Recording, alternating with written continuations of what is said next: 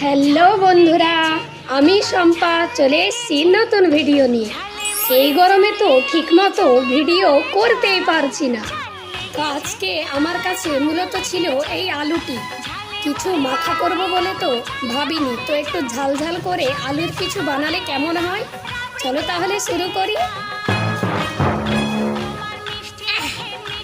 Idea!